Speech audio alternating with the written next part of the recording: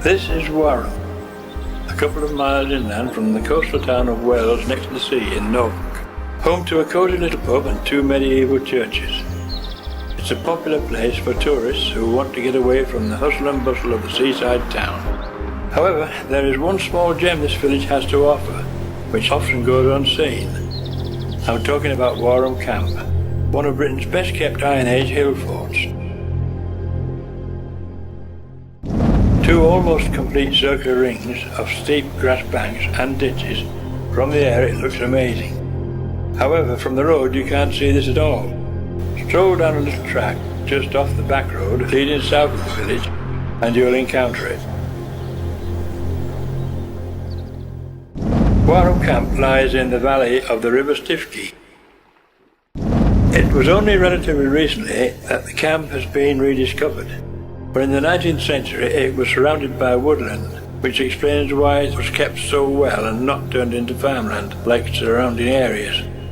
One tree inside the camp is a little reminder of its wooded past. Most of the site is well preserved, with minor damage caused by rabbits. The southwestern section, however, has been flattened due to the more modern landscaping, which is a shame because the original entrance was here. The entrances which are visible today are relatively modern. The course of the River Creake has also been altered by man in the 18th century, and it now cuts across where it once curved around the site. Warham Camp measures over 200 metres across, and the banks are built of chalk. Although we know the site is an Iron Age hill fort, we know little about what they were actually used for and what the interior was like.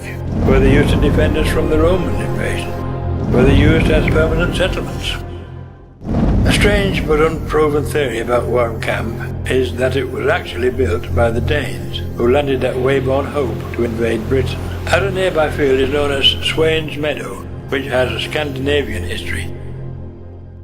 However, Iron Age and Roman pottery fragments have been found here during the excavation of the banks in 1914 and again in 1959. Evidence has been found that a wooden fence stood along the top of the inner banks. The centre has never been excavated to date.